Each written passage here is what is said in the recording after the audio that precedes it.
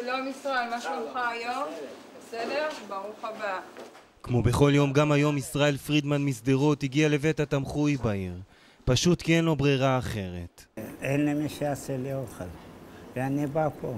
יש עוד כאלו פה, שבאים לאכול.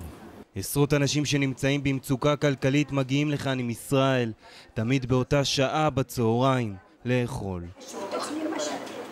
היום למרות הבושה חלקם הסכימו להיחשף למצלמה. בית התמחוי שלהם עומד לפני סגירה והם נאלצים להילחם על המשך הפעילות. לא יודעים מה לעשות עכשיו. אם אתם יכולים לעזור. היא אמרה שעומדים לסגור.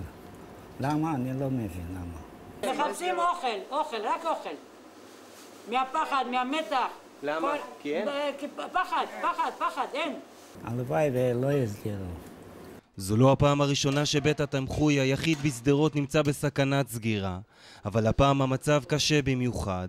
אין חשמל, התנורים והמקררים לא עובדים, והמתנדבים נאלצים להביא את האוכל מהבית. פעם התנהלנו בסירים כאלה גדולים, היום המינון ירד לסירים קטנים, אותם סועדים ויותר סועדים, אבל אין לי מה לתת להם.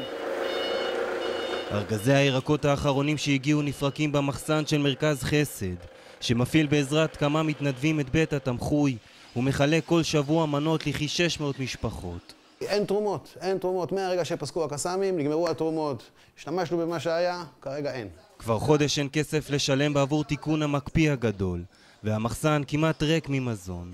אלו המוצרים האחרונים, עוגיות מפסח, ממחטות לחות, אורז, ממרח שום, שוב הכל תרומות, אפונה וגזר, וריבה שצערי עבר עליה התוקף. בחזרה לבית התמחוי. היום לא היה עוף, יש תפוח אדמה. ולתמונות העצובות האלה. מחלקים אוכל לאנשים נזקקים. אם התרומות לא יגיעו מהר, מרכז חסד ובית התמחוי של ישראל וחבריו ייסגרו. הקסאמים אמנם פסקו, המצוקה הכלכלית רק הולכת וגוברת. תודה רבה. שיהיה לנו רק שקט ובריאות.